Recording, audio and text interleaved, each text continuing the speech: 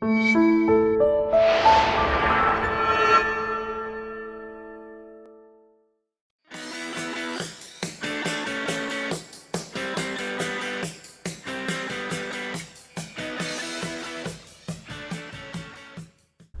welcome back to another review. This time we'll be talking about Batman Year 3. And this is written by Marv Wolfman. I'm actually blanking on the artist right now. I don't have the issues in front of me, just my notes. So this is the sequel to Year 1 and Year 2. Replaced in canon by Batman Dark Victory, which retold the origin of Dick Grayson. Essentially what this story is not only the origin of Dick Grayson, but the prelude to A Lonely Place of Dying. The very next issue of Batman after this is Lonely Place of Dying. And I kind of wish I reviewed this, or at least read it, before Captain Logan and I did our Lonely Place of Dying review, which I'll put a link to that in the description, because it would actually make a good follow-up, because the way the reviews are structured, and this was done totally by accident. If you don't know by now, I record months and months and months worth of reviews ahead of time. This is being recorded in July and will be posted like August or September, but there were other reviews I recorded back in May that you won't see until next January or something. But the way this is structured now is after this review, you can watch in the description the link to Lonely Place of Dying, and after Lonely Place of Dying, I've got a series of 4 Robin reviews coming that are basically all just sequential. From here to that, it's all going to be a sequential burst that illustrates the end of Mourning for Jason Todd, the introduction of Tim Drake, and the development as Batman's new sidekick, all the way up to the Robin 2 miniseries. So I wouldn't say that's essential. This is essential reading for that, but you will actually be continuing with this vibe for quite a while as far as my Batman reviews go. So Batman Year 3, essentially what this is Under the Red Hood meets Robin's Reckoning. This is a story that influenced both of those pieces in different ways. You have lots of flashbacks in this story, and the flashbacks are done where you have the present day panel and like a faded, whitened, ghostly background that does the flashback. That's exactly the way Under Red Hood did it. There's also a scene at the very end where a guy pulls a gun, and then you slowly move from panel to panel. Batman turns around and tosses the batarang into the gun, and it's literally the same scene as Batman Under the Red Hood. On top of that, the way this story works is you've got Robin going around trying to help Batman, and you keep getting flashbacks to Tony Zucco and Robin's origin. And Robin is a kid the same way he is in the animated series episode. It's actually structured the same way as Robin's Reckoning, and I think that's partly why I like it so much, is because Robin's Reckoning is one of my favorite animated series episodes. It's not great. It's not the most brilliant episode or anything, but I've always been a really big fan of Robin. That's one of the episodes I watched relentlessly as a kid.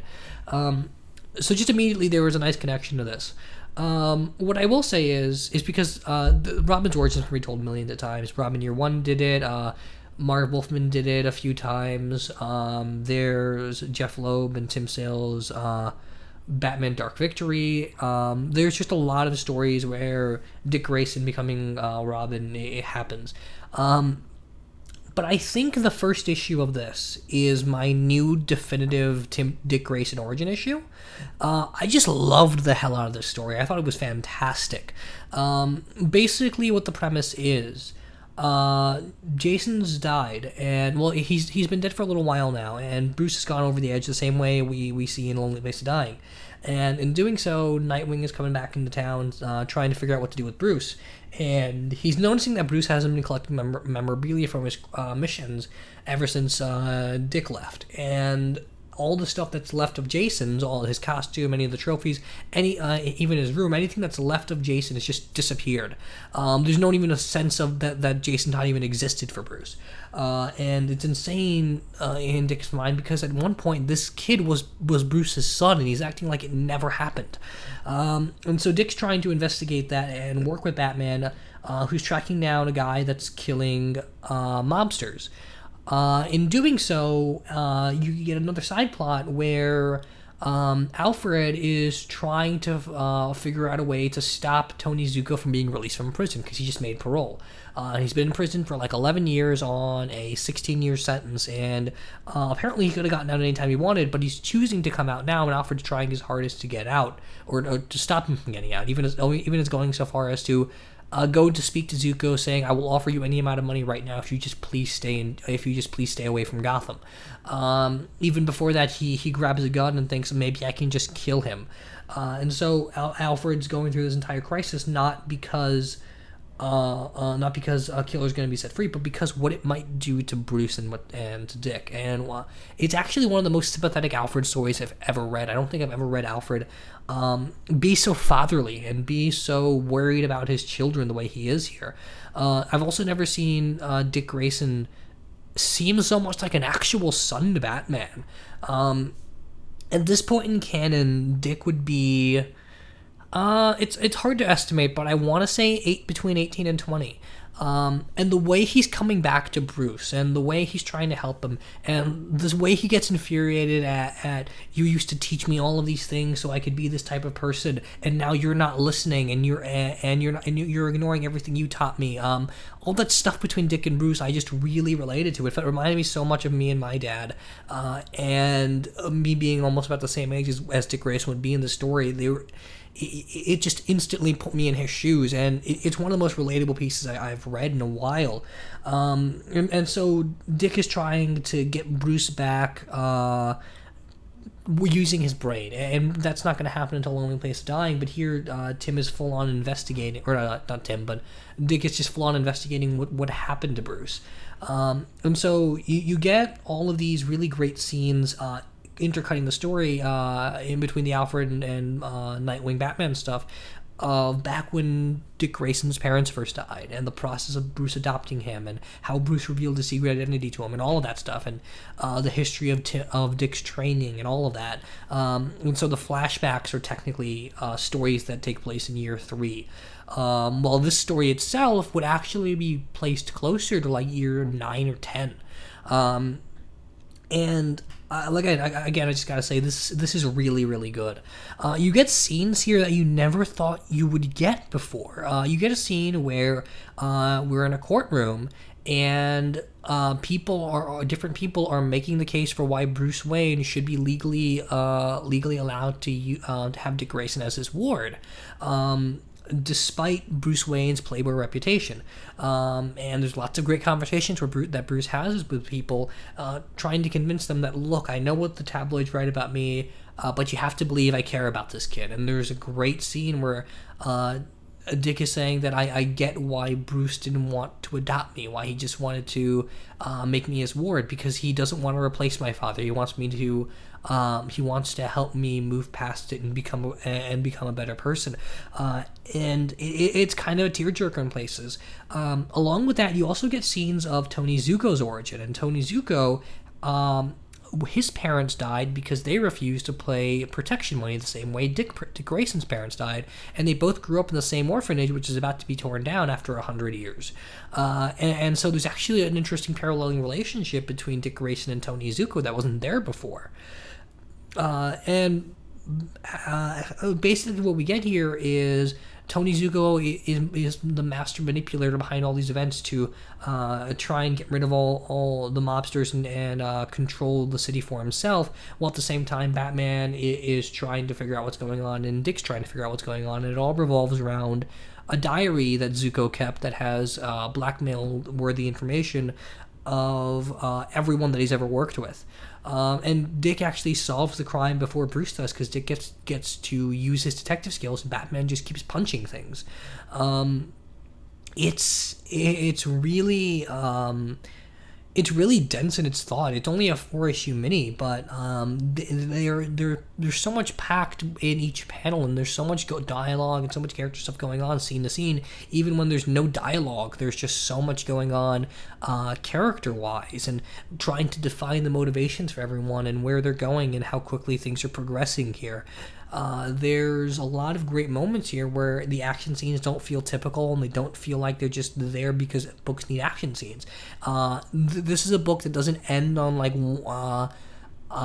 big one-page spreads that reveal something big, or a whole stop on an action scene, or give you a cliffhanger. They're just natural ends of chapters for a longer story.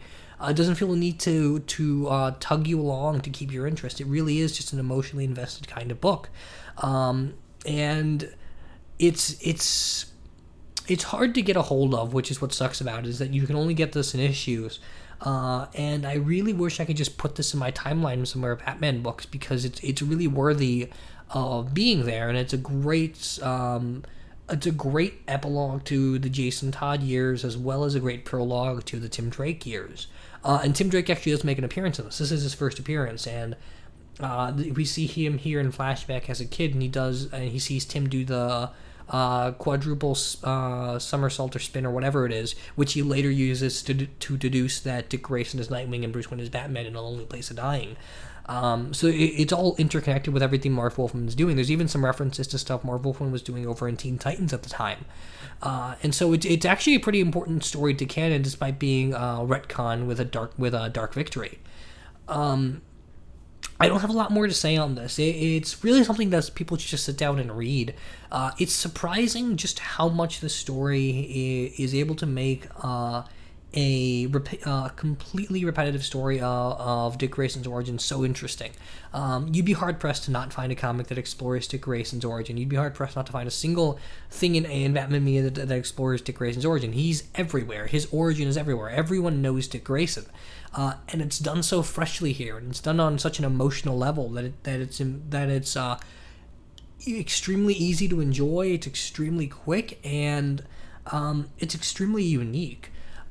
There's moments in this book where you're just lingering on pages, and a lot of times what happens when you're reading a comic is when you get really invested in the story, you just keep going panel to panel and panel, and you don't stop the way the story needs you to, and it's kind of a compliment to the story because you just want to keep finding out what happens next.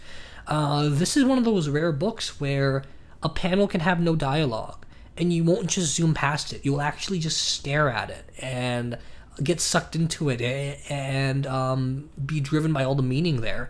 I don't know, man. I think this is better than Year 1, Year 2, Dark Victory, and maybe even Long Halloween. I think this is one of the best Batman early years of Batman stories. It's right up there with Gothic and Shaman as one of the best early years Batman books. Again, I wish it was out in trade because it's just so good.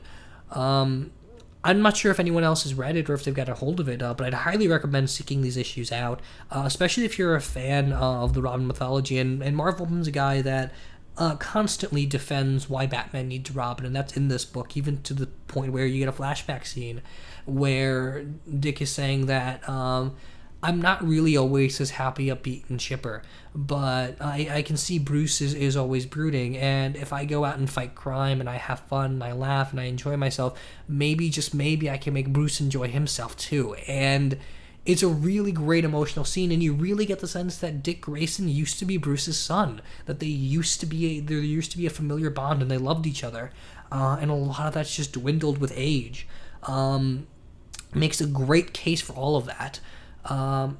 The biggest detraction from the story is that the Tony Zucco plot is a little bit convoluted, and the mobster characters aren't very well defined at all. They're all just kind of there to push along this premise and to keep going with the character piece, and that's okay. When a book is supposed to be character driven as opposed to plot driven, you don't have to worry about the plot not necessarily adding up. So yeah, I'd highly recommend getting this.